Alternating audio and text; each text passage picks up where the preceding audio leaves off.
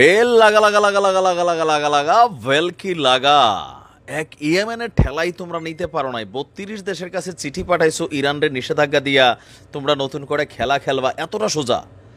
Iran থেকে ইসরায়েলের দূরত্ব ২৩০০ কিলোমিটার। এই পথ পাড়ে দিয়ে ইসরায়েল ইরানের ওই রকম কোনো একটা পশমও ছিঁড়তে পারবে না। বাট ইরান চাইলে পুরো পশ্চিমা বিশ্বকে শাসন করতে পারে একটা মেশিনারিজ দিয়া।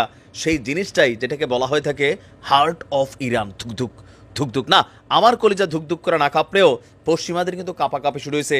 অনেকেই ভাবছেন যে ভাই এই ইরানের বিপরীতে পশ্চিমারা কেন নামতে চায় না, অন্য কোনো কারণে না। এরা কিন্তু জানে যে ইরানের সাথে যদি বাইধা যায় তাহলে এদের অর্থনীতি লটকাই যাবে।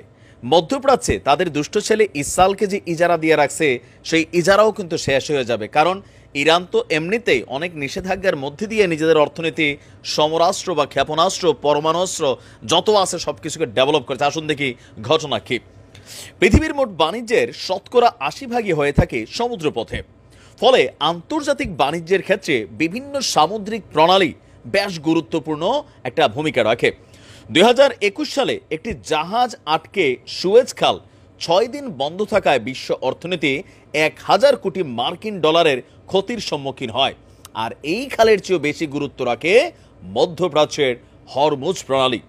দর্শক, এই প্রণালী ছাড়া পারস্য উপসাগর পাড়ি দেওয়ার কোনো রকম পথই আসলে কারণ নেই। আর এই উপসাগর ঘিরেই রয়েছে সৌদি আরব, বাহরাইন, কাতার, সংযুক্ত আরব আমিরাত, কুয়েত, ইরান, ইরাক আর ওমান। এখন আসেন ক্যালকুলেশনটা ইরান কোথায় করছে। বিশ্বব্যাপী যেই পরিমাণ জ্বালানি চাহিদা রয়েছে তার ১৫%ই মিটিয়ে থাকে এই দেশগুলা। আর প্রতিদিন যেই পরিমাণ জ্বালানি রপ্তানি হয় এর ১/৫ তথা ২,১০,০০,০০০ ব্যারেল রপ্তানি তেল পরিশোধিত, মানে কি বলা হচ্ছে, ট্রান্সপোর্টেশন হয়ে থাকে এই পথটাতেই। বলা হয়ে থাকে উপসাগরীয় অঞ্চলে পৃথিবীর মোট জীবাশ্ম জ্বালানির প্রায় অর্ধেক সঞ্চিত আছে পারস্য উপসাগরের নিচেই, এবং উপসাগরীয় এসব দেশে পৃথিবীর মোট প্রাকৃতিক গ্যাসের ৪০% জমা। এখন এত ঘটনার পর আসেন ঘটনা। এই গুরুত্বপূর্ণ নৌপথ রক্ষায় উপসাগর জুড়ে রয়েছে অসংখ্য সামরিক ঘাঁটি এবং স্থাপিত হয়েছে পঞ্চম নৌবহর। মধ্যপ্রাচ্য আমেরিকাকে ঠেকাতে দূরপাল্লার ক্ষেপণাস্ত্র সহ হাইপারসনিক ক্ষেপণাস্ত্র তৈরি করেছে ইরান, এমনকি মজুত রেখেছে বিপুল পরিমাণ জলমাইন। আর এখন ইরানের সেই হাইপারসনিক ক্ষেপণাস্ত্রবাহী যে যুদ্ধ জাহাজ আছে সেইটাই কিন্তু সেখানে টহলে নামাতে যাচ্ছে ইরান, যাতে কোনো সংঘাত ঘটলেই মুহূর্তেই বন্ধ করা যাওয়া যায় গুরুত্বপূর্ণ এই হরমুজ প্রণালী। ইরান জানায় পশ্চিমা অবরোধের কারণে ইরান যদি তেল বিক্রি করতে না পারে তবে কোনো উপসাগরীয় দেশই সেই তেল বিক্রি করতে পারবে না। আর এমন হুমকির কারণেই ইরানকে বেসিক্যালি এই মুহূর্তে বেশি খাপাতে চাচ্ছে না পশ্চিমারা। এখন ইরানের হাতে যে সামরিক ক্ষেপণাস্ত্রগুলো আছে এটার মানে ক্যাপাবল তো আমরা দেখলামই।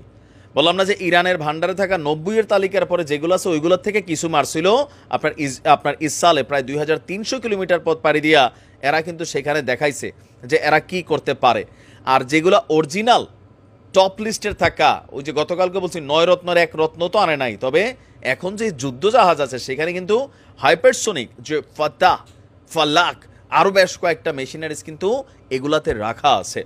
এখন ইরানের এই যুদ্ধজাহাজ নামা বা এখানে এই ক্ষেপণাস্ত্র প্রযুক্তিতে বা ইরানের যে রাজকীয় বাহিনী আছে তাদের কমান্ডাররা যখন নৌবহর অঞ্চলগুলোতে শক্তিশালী অবস্থান নিচ্ছে তখন বোঝাই যাচ্ছে যে ইরান একটা প্রস্তুতি নিচ্ছে। কোন প্রস্তুতি? যে পশ্চিমারা যদি নিষেধাজ্ঞা দেয় অথবা এরা যদি ইরানের বিপক্ষে শক্ত কোনো অবস্থান নেয় তাহলে এদের মূল যেটা মেরুদণ্ড অর্থনীতি সেখানে বড় ধরনের একটা টাচ করবে। এই হরমুজ প্রণালীকেই বন্ধ করে দেওয়ার জন্যই পরিকল্পনা নিচ্ছে কিন্তু ইরান। জিনিস থাকতে হয়। আপনি দেখেন উত্তর কোরিয়ার খুব বেশি মানুষ ঘাটে না কেন? এরা ঘাটে না কারণ এর কাছে ভাই ২-৪টা আছে কি পারমাণবিক জিনিস। রাশিয়ারে ঘাটে না কারণ কি? জিনিস আছে। ইরানের কাছেও এখন জিনিস আছে। ভারত পাকিস্তান যুদ্ধ হয় না কারণ কি? দুই দেশের কাছে জিনিস আছে। এই জিনিসগুলা সব দেশের কাছে নাই, যার কাছে আছে তারা এখন রাজা। ইরানের কাছেও আছে, এটা কিন্তু আমেরিকা জানে। আর যার কারণে পশ্চিমারাও ভয় পায় যে কোথায় থেকে কি হয়। এক ইয়েমেনের বীরদের ঠেলাই তো ভাই অর্ধেক সেখানে রাস্তাঘাট কাহিল হয়ে আছে, তাই না? দেখা যাক কি হয় না হয়। ভালো থাকুন, আসসালামু আলাইকুম।